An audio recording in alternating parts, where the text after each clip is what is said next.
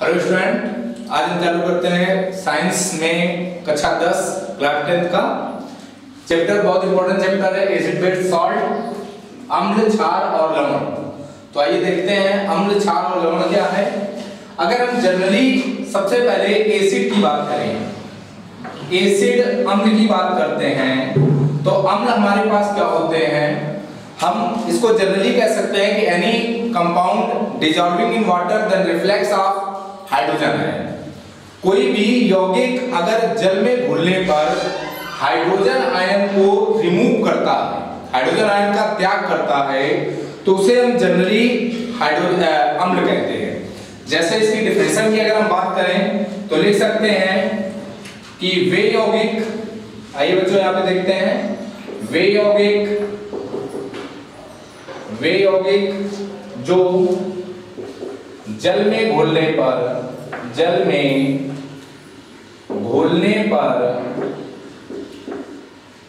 Hydrogen ion, कौन सा, hydrogen ion का विस्थापन करते हैं,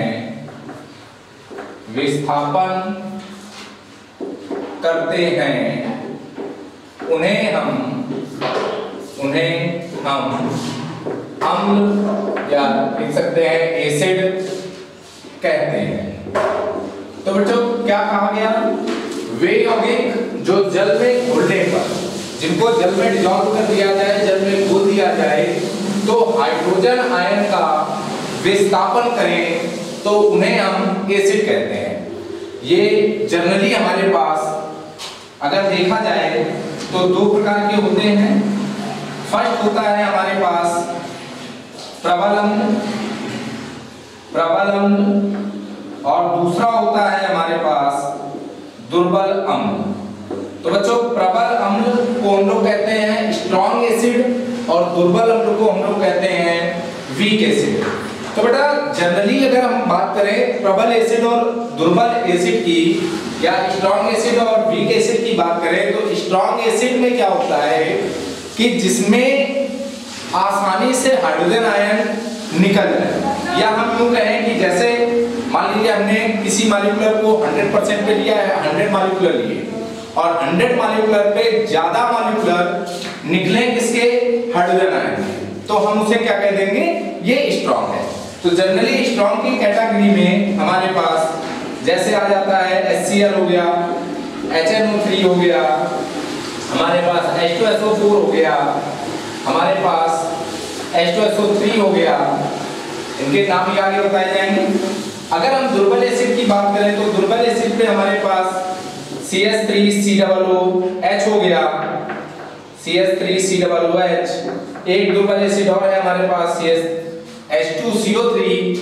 तो ये हमारे पास जनरली इनका एसिड का क्लासिफिकेशन है कि प्रबल एसिड क्या होते हैं और दुर्बल एसिड क्या होते हैं। अगर हम बात करें एसिड की, तो एसिड जनरली हमें दो प्रकार के और होते हैं। एसिड दो प्रकार के कैसे, एक तो हम ये कह सकते हैं ऑर्गेनिक एसिड और दूसरा हम कह सकते हैं मिनरल एसिड। ऑर्गेनिक एसिड क्या होंगे और मिनरल एसिड क्या होंगे, इसको हम जनरली समझ लेते हैं। ऑर्गेनिक एसिड हमारे पास वो एसिड होते हैं जो प्रकृति में पाए जाते हैं, जिन्हें हम जनरली रूप से बनाते नहीं, जो प्रकृति में पाए जाते हैं उन्हें हम ऑर्गेनिक एसिड कहते हैं। और जिनका हम निर्माण करते हैं या जो बनाए जा सकते हैं उन्हें हम मिनरल एसिड, या खनिज से जो प्राप्त होते हैं उन्हें हम मिनरल एसिड कहते हैं। अगर हम बात करें कि ऑर्गेनिक एसिड में हमारे पास क्या आता है, तो ऑर्गेनिक एसिड पे हम ले लें लैक्टिक एसिड ले सकते हैं, सिट्रिक एसिड ले सकते हैं। अब सिट्रिक एसिड की अगर हम बात करें, लैक्टिक एसिड की बात करें, तो लैक्टिक एसिड हमारे पास दही में मिलता है, सिट्रिक एसिड हमारे पास नींबू में मिल सकता है। तो इसी प्रकार हमारे पास जो सिट्रिक एसिड हो गया, लैक्टिक एसिड हो गया और बहुत सारे एसिड हैं, तो उनको हम सब कह सकते हैं ऑर्गेनिक एसिड। अगर हम बात करें HCl की, HNO3 की, H2SO4 की, तो ये हमारे पास जनरली मिनरल एसिड हुआ करते हैं। अब हम आगे बात करते हैं, तो ये बच्चों देखते हैं, इसको कॉपी करें। अब हम बात करते हैं कि इनको कैसे कह दिया गया कि ये एसिड है, तो चलिए देखते हैं।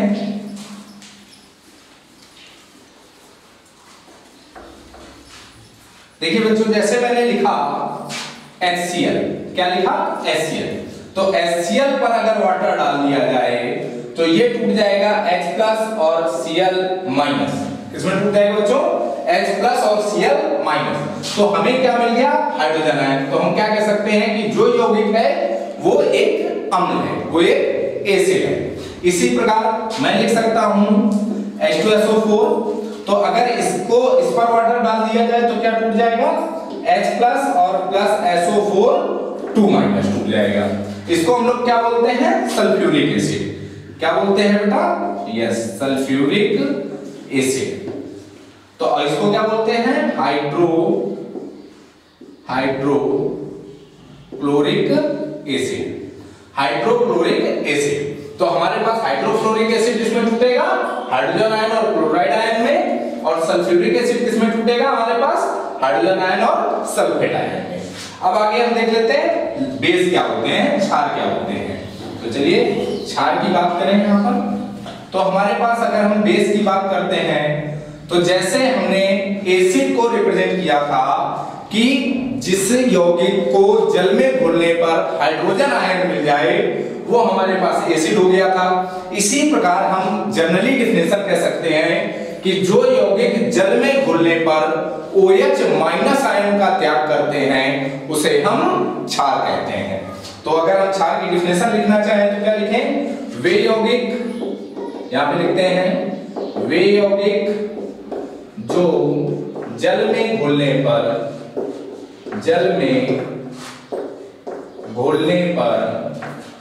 OH माइनस आयन, इसी को हाइड्रोक्सिल आयन बोलते हैं, OH माइनस आयन देते हैं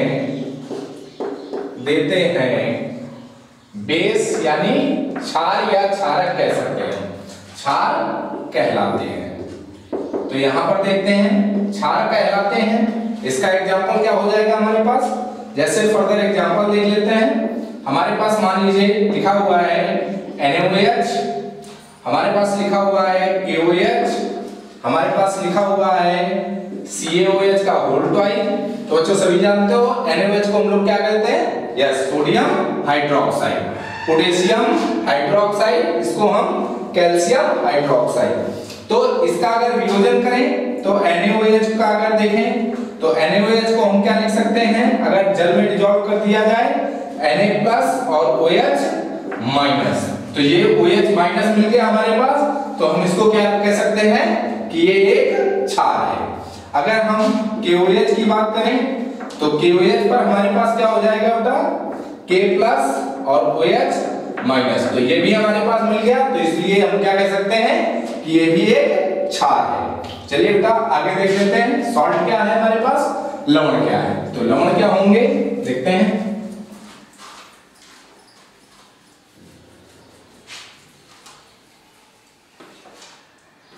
तो देखिए बेटा सॉल्ट, सॉल्ट मतलब लवण। तो लवण क्या होते हैं? लवण क्या होंगे? अब अम्ल और क्षार के बीच जो क्रिया कराने पर, अम्ल और क्षार के साथ जो क्रिया कराने पर यौगिक प्राप्त होगा उसे हम क्या कहेंगे? अम्ल कहेंगे। तो डिफिनेशन क्या लिख सकते हैं? अम्ल तथा क्षार के बीच, अम्ल तथा क्षार के बीच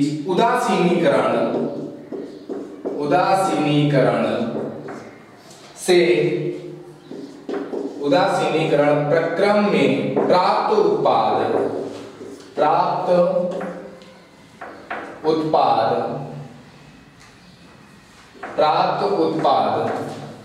लवण कहलाता है। लवण कहलाता है। तो जो प्राप्त उत्पाद होगा उसे हम क्या कहेंगे? लवण कहेंगे। जैसे यहां पर मान लीजिए हमारे पास कोई एसिड है HCl और हमारे पास कोई बेस है मान लीजिए NaOH, तो हमारे पास क्या बन जाएगा? H पर पार्शियल पॉजिटिव चार्ज, Cl पर माइनस और Na पर प्लस, OH पर माइनस। तो ये विपरीत आवेशित आयन आपस में मिल जाएंगे तो क्या बन जाएगा बेटा? NaCl और H2O। तो ये हमारे पास क्या हो गया? लवण। जनरली इसका नाम क्या है? Sodium chloride. क्या नाम है बेटा? Sodium chloride. इसको हम लिख सकते हैं सोडियम क्लोराइड। क्या लिख सकते हैं बेटा? Yes, sodium chloride. तो ये हमारे पास, इसको हम न्यूट्रलाइजेशन भी कहते हैं, उदासीनीकरण अभिक्रिया भी कहा जाता है। इसे हम उदासीनीकरण अभिक्रिया भी कहते हैं। अब जनरली बेटा इसके आगे हम देख लेते हैं, इसके आगे थोड़ी सी रिएक्शन की बात कर लेते हैं इसी पर। अगर हम रिएक्शन की बात करें, मतलब अम्लों की प्रॉपर्टी, तो अम्लों की प्रॉपर्टीज क्या होगी बेटा? लिखेंगे properties of acid, properties of acid. तो बेटा प्रॉपर्टीज ऑफ एसिड क्या होंगे? अम्लों की प्रॉपर्टीज क्या होगी? तो अगर हमें अम्ल बनाना है या अम्लों की किसी से अभिक्रिया करनी है, अम्ल बनाए नहीं जा सकते हैं तो अम्लों की किसी से अभिक्रिया करते हैं। तो फर्स्ट नंबर मान लीजिए हमारे पास आ जाता है reaction of metal with acid. तो लिखते हैं यहां पर reaction of metal with acid. यहां पर किसी भी एसिड के साथ इसकी रिएक्शन सीखते हैं। तो मान लीजिए कोई भी मेटल हमने ले लिया, मेटल हमारे पास क्या होगा? सोडियम। मान लीजिए सोडियम है हमारे पास, कोई धातु है, और इसकी हमने किससे क्रिया करानी है? कोई भी एसिड ले लेते हैं, कोई भी अम्ल ले लेते हैं। तो यहाँ पर हमने एक सल्फ्यूरिक एसिड नामक अम्ल ले लिया, इसकी अब क्रिया कराते हैं। तो बेटा सल्फ्यूरिक एसिड हमने पीछे तोड़ा था, किसमें तोड़ा था? H+ और SO4 2- में, इसमें तोड़ा था ना, हाइड्रोजन आयन और सल्फेट आयन में मैंने इसको तोड़ा था। तो क्या हो जाएगा? सोडियम पर प्लस चार्ज और SO4 पर डबल माइनस। तो क्या यहाँ पर बन जाएगा बेटा? Na2SO4 और प्लस हाइड्रोजन गैस रिमूव हो जाएगी, हो जाएगी। अब यहाँ से इसको बैलेंस करना है, हमें केमिकल इक्वेशन बैलेंस करनी है। तो यहाँ पर हाइड्रोजन 2 है, हाइड्रोजन 2 है, हाइड्रोजन तो बैलेंस है। हमारे पास सोडियम की बात करें तो सोडियम यहाँ पर कितने हैं? 2, और यहाँ पर कितना है? 1। तो हम ये कर दें, अब हमारे पास रिएक्शन बैलेंस हो गई। जरूरी नहीं है हम यही एसिड लें, हम कोई भी एसिड ले सकते हैं, हम HCl ले सकते हैं, HNO3 ले सकते हैं। हम मान लेते हैं यहाँ पर सोडियम के साथ HCl ले लें, तो हमारे पास क्या हो जाएगा बेटा? HCl को हमने क्या तोड़ के बताया था? H+Cl-। वेरी गुड, H+Cl- तोड़ा था। तो ये क्या बन जाएगा बेटा? NaCl और प्लस हाइड्रोजन गैस यहाँ भी रिमूव होगी। तो हमारे पास इसको भी बैलेंस करें तो 2 यहाँ लगा दें, 2 यहाँ लगा दें। तो मेन कॉन्सेप्ट हम लोग जब किसी भी धातु पर अम्लों को डालते हैं तो हाइड्रोजन गैस को निकलना निश्चित होता है, हाइड्रोजन गैस का निकलना निश्चित होता है। तो ये थी बेटा अम्ल और क्षार लवण के डिफिनेशन और उसकी कुछ प्रॉपर्टी। Thank you.